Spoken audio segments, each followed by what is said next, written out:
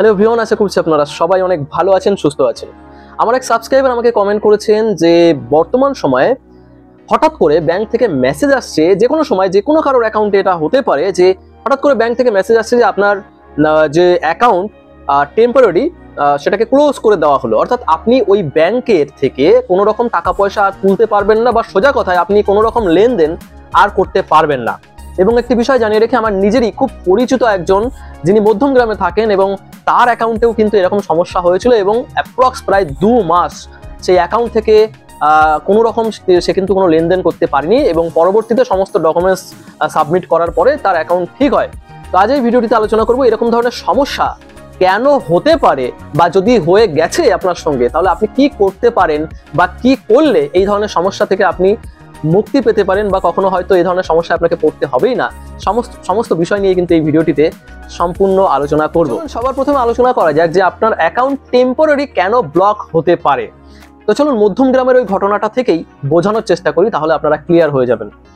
আসলে বিষয়টা হচ্ছে, উনি একজন স্কুল টিচার, এবং যথারীতি তার সমস্ত ওনার বর্তমান সময় আপনারা জানেন যে ম্যাক্সিমাম কাজই কিন্তু অনলাইনে হয়, লেনদেন আর কি অনলাইনে কিন্তু ম্যাক্সিমামটা হয়। তো হঠাৎ করে এই 2.5 মাস মতো আগে উনি আর কোনো রকম লেনদেন করতে পারছেন না, এবং ব্যাংক থেকে ওনার কাছে একটা মেসেজ আসে যে আপনাকে এক্ষুনি এসে ব্রাঞ্চে যোগাযোগ করতে হবে, ঠিক আছে।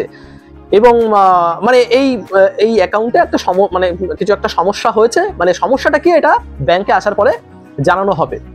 তো যথারীতি উনি ব্যাংকে যায়, এবং সেখানে যখন ব্রাঞ্চে যায় সেখান থেকে তাকে বলা হচ্ছে যে এই অ্যাকাউন্টের নামে কেস হয়েছে, এবং আপনার এই অ্যাকাউন্টে গুজরাট থেকে, বুঝতে পারছেন, গুজরাট থেকে একটা সামথিং অ্যামাউন্ট ওনার অ্যাকাউন্টে ঢুকে গেছে কোনো কারণে, এবং এই যে টাকাটা ঢুকেছে, তো ওনাকে প্রুফ দিতে হবে যে এই টাকাটা কি, মানে এই টাকাটা কিভাবে ঢুকলো বা কেন ঢুকলো।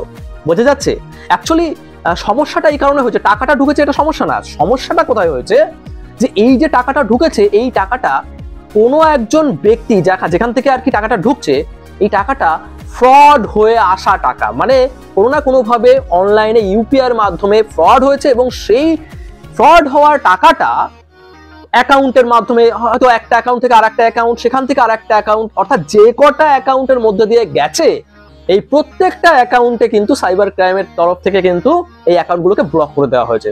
তাহলে বুঝতে পারছেন নিশ্চয়ই যে প্রত্যেকটা অ্যাকাউন্ট, অর্থাৎ ওই টাকাটা যে অ্যাকাউন্টের মধ্যে দিয়ে গেছে, হ্যাঁ, প্রত্যেকটা অ্যাকাউন্টকে কিন্তু ব্লক করে দেওয়া হয়েছে টেম্পোরারি।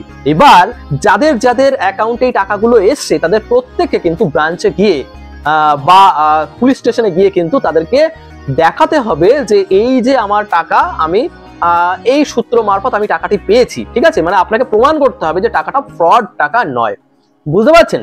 তো এটা একটা সমস্যা, যেখানে আপনি না জানার পরেও কিন্তু আপনার সঙ্গে ফ্রড হতে পারে। ভুলবশত কোনো একটা টাকা চলে এসছে হয়তো আপনার অ্যাকাউন্টে, আপনি জানেন না, হতেই পারে, হয়তো 100 টাকা এসছে, তার মধ্যে দিয়েও কিন্তু আপনার নামে কিন্তু কেস হতে পারে। মানে কেস হতে পারে বলতে যে আপনার ওই যে অ্যাকাউন্ট সেটা কিন্তু ব্লক হয়ে যেতে পারে, এবং আপনি যদি মনে করেন যে আমি ওই অ্যাকাউন্টে আর কিছু করব না, সেটা কিন্তু আপনি করতে পারবেন না। আপনাকে কিন্তু যোগাযোগ করতেই হবে, এবং করে আপনাকে বুঝিয়ে দিতে হবে যে এই অ্যাকাউন্টে এই যে টাকাটা আমি পেয়েছি, এই টাকাটা আমি অমুক জায়গা থেকে আমি পেয়েছি, এই কাজের জন্য পেয়েছি, বুঝতে পারছেন? আপনাকে প্রমাণ দিতে হবে, ঠিক আছে। এবং মানে মুখে মুখে না, আপনাকে কিন্তু সমস্ত মানে ডকুমেন্টসের সাথে কিন্তু আপনাকে প্রমাণ দিতে হবে, বুঝতে পারলেন? এটা হচ্ছে একটা বিষয়, যেখানে আপনি জানেন না, সেক্ষেত্রে কিন্তু এই সমস্যার ভিতরে আপনি পড়তে পারেন। এরপর দ্বিতীয় সমস্যা, যেটা হচ্ছে আপনি হয়তো জানেন যে এটা এইভাবে যদি টাকা আপনি ইনকাম করেন, সেক্ষেত্রে ফ্রড হওয়ার সম্ভাবনাটা রয়েছে। কিরকম? এক্ষেত্রে ধরুন আপনি যদি কোনো অনলাইন গেমিং এর সাথে যুক্ত থাকেন, বর্তমানে আপনি ধরুন টাকা জিতেছেন, জেতার পরে ধরুন ওই টাকাটা আপনি যখনই ব্যাংকে নেবেন, কোনো একটা অন্য রাজ্য থেকে হয়তো আপনার অ্যাকাউন্টে টাকাটা ঢুকেছে, এবার ধরুন আপনার যে অ্যাকাউন্ট সেটা হয়তো ব্লক করে দেওয়া হয়েছে ব্যাংকের তরফ থেকে, বা সাইবার সেলের তরফ থেকে ওটা ব্লক করে দেওয়া হয়েছে। এবার আপনি কি সেখানে প্রমাণ দেবেন? গিয়ে বলবেন যে থানায় যে এটা আমি জুয়ো খেলে জিতেছি, অনলাইন জুয়ো খেলে জিতেছি?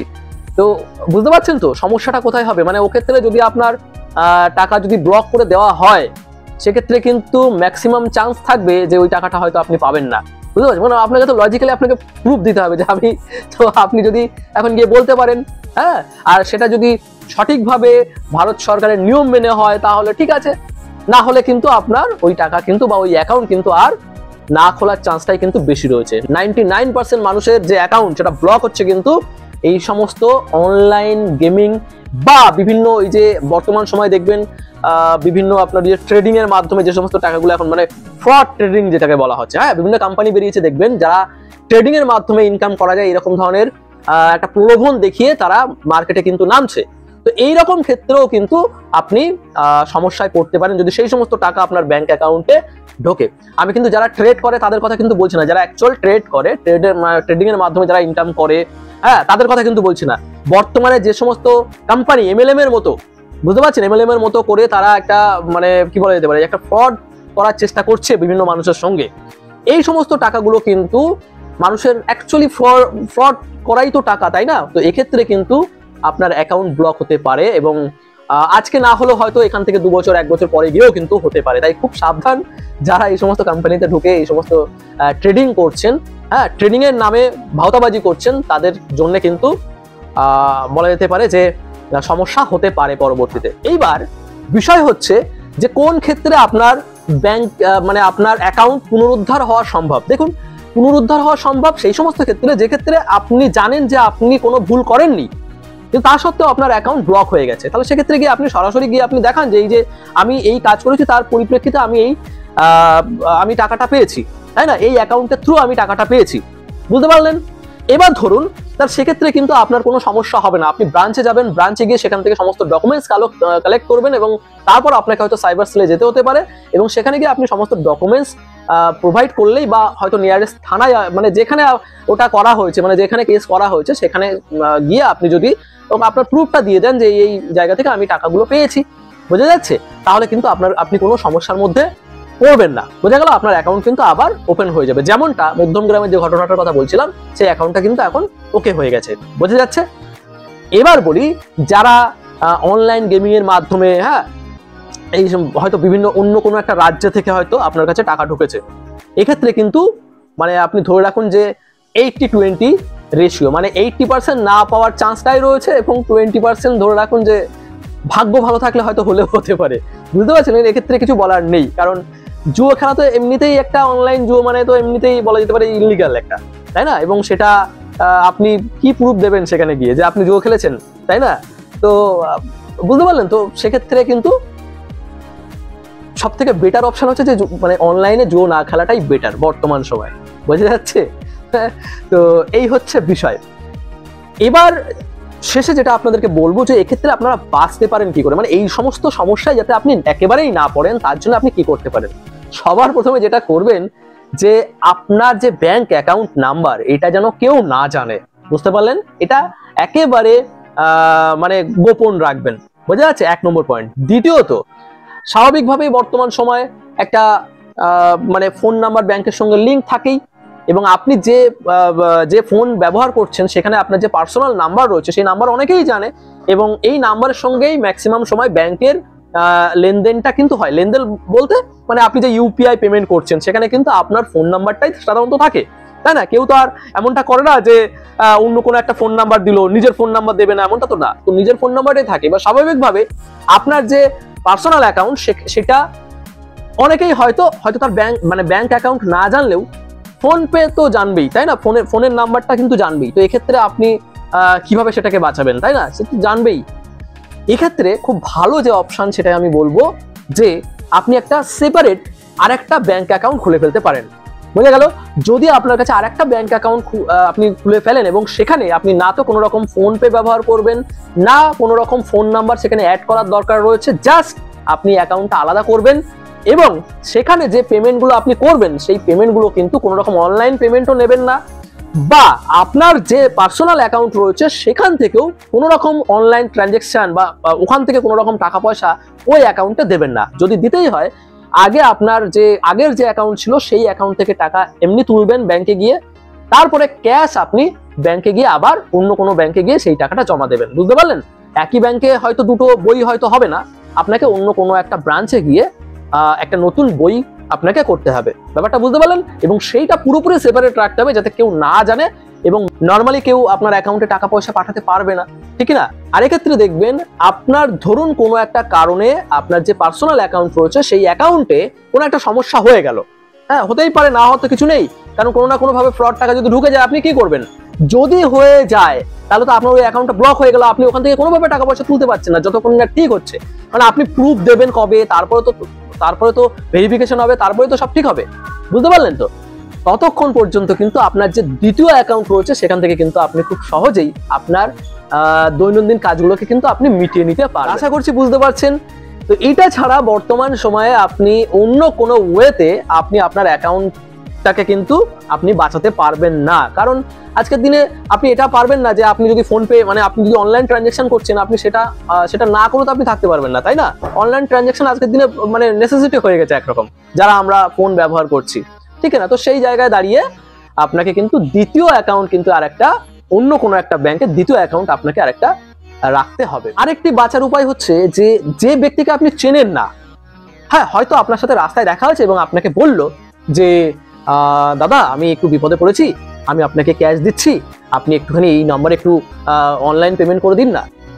এই ধরনের ভুল আপনি করবেন না। আপনি সরাসরি বলে দেবেন যে আমার অ্যাকাউন্টে সমস্যা আছে বা কিছু একটা বলে দেবেন, কিন্তু এই ধরনের ভুল করবেন না যে আপনি কাউকে চেনেন না এবং তার কথাতে আপনি অন্য একটা অ্যাকাউন্টে আপনি টাকা ট্রান্সফার করে দিচ্ছেন অনলাইনে। হয়তো আপনাকে ক্যাশ দিচ্ছে, কিন্তু ক্যাশ দেওয়ার পরে তাকে তো আপনি চেনেন না, তাই না? তাকে গিয়ে আপনি কোথায় খুঁজে বেড়াবেন? বুঝতে পারলেন তো? এক্ষেত্রে যদি আপনি সমস্যায় পড়েন সেক্ষেত্রে আপনাকে অনেক হ্যাপা পোহাতে হবে, ঠিক না? তো সেক্ষেত্রে চেষ্টা করবেন যাকে চেনেন না তার কথাতে অন্য কোনো একটা অ্যাকাউন্টে অনলাইন পেমেন্ট ভুলেও করবেন না বা নেবেনও না। হতে পারে এমন কোনো একজন ব্যক্তি হয়তো আপনাকে অনলাইন পেমেন্ট করতে চাইছে যে কোনো অছিলায়, ঠিক আছে? আপনি সেই অনলাইন পেমেন্ট নেবেন না। তবে যাদেরকে চেনেন তাদের থেকে কিন্তু আপনি অবশ্যই নিতে পারেন বা আপনি পেমেন্টও করতে পারেন। কারণ যেহেতু তাকে আপনি চেনেন, হয়তো সে আপনার গ্রামে থাকে, সেক্ষেত্রে কোনো সমস্যা হবে না। কারণ আপনি তো প্রুফ দিতে পারবেন। যদি কোনো সমস্যা হয়েও যায় পরবর্তীতে, আপনি তো প্রুফ দিতে পারবেন যে আমি এই ব্যক্তিকে এই টাকা পাঠিয়েছিলাম, এনার কথাতে আমি টাকা পাঠিয়েছিলাম। সিম্পল, বোঝা যাচ্ছে তো? সেক্ষেত্রে কিন্তু কোনো সমস্যা হওয়ার কথা নয়। বুঝতে পারলেন তো? এই বিষয়গুলোকে একটু মাথায় রাখবেন। এছাড়া চেষ্টা করুন অনলাইন কোনো রকম জুয়া না খেলার। অনেকেই আছে, অনেক ছেলেমেয়েরা আছে যারা বর্তমান সময়ে অনলাইনে লুডো থেকে শুরু করে আরো অনেক কিছু আছে, মানে জুয়া যেটাকে বলা হয়, এগুলো কিন্তু করছে। তো যারা অনলাইন গেমিং করছে তাদেরকে একটা বিষয় জানাতে চাইবো যে বর্তমান সময়ে অনলাইন গেমিং করে বা গেমিং বলতে বলা যেতে পারে যে জুয়ো, বর্তমান সময়ে এই জুয়ো খেলে, এটা নিয়ে আমি পরবর্তীতে ভিডিও বানাবো, এই জুয়ো খেলে আমার জানা নেই যে মানে কত মানুষ মানে একেবারে জিরো থেকে একেবারে হিরো হয়ে গেছে এমন মানুষ আমি অন্তত জানি না কেউ হয়েছে কিনা। হ্যাঁ হয়তো হয়েছে, কিন্তু হয়ে আবার কি জিরো হয়ে গেছে। বুঝতে পারলেন তো? এই গেমগুলোই এমনভাবে সেট করা থাকে যে আপনি কোনোদিন কিন্তু জিততে পারবেন না। এটা নিয়ে ডিটেলস আমি ভিডিও বানানোর চেষ্টা করব। তো আপনি কিন্তু জিততে পারবেন না, বারবার কিন্তু আপনারা ভিখারি হবেন যারা অনলাইন গেমিং করছেন। আপনারা নিশ্চয়ই দেখছেন যারা অনলাইন গেমিং করে বা অনলাইন জুয়ো খেলে তাদের অবস্থা আপনারা নিশ্চয়ই দেখছেন। দেখে অন্তত শিখুন। যারা খেলে, আমি আপনাদেরকে বলছি না, যারা খেলে তাদের কথা বলছি। আপনারাও যদি এমন কাউকে চেনেন যারা এরকম ধরনের অনলাইন মানে জুয়ো খেলে, তাদেরকে পারলে ভিডিওটা শেয়ার করতে পারেন বা আপনারাও তাদেরকে বোঝাতে পারেন যে অনলাইন জুয়ো খেলে মানে জিরো থেকে হিরোতেও হওয়া যায় না, কিন্তু ভিখারি হওয়া যাবেই। ঠিক আছে, এই ব্যাপারটা। এবার দেখা যাচ্ছে হয়তো কোনো কারণে কোনো একজন ব্যক্তি হয়তো প্রচুর টাকা জিতেছে, কোনো কারণে হয়তো জিতেছে, পরবর্তীতে হেরে যাবে সেটা পরের কথা, কিন্তু হয়তো জিতেছে এবং জিতে সেই টাকাটা তো ব্যাংকে নিতে হবে। এবার এই ব্যাংকে নেওয়ার পরে দেখা যাচ্ছে যে তার অ্যাকাউন্ট ব্লক হয়ে গেছে। এবার সে কি করবে? তার তো কিছু করার নেই। ব্যাংকে গিয়ে কি বলবে, মানে থানায় গিয়ে কি করবে?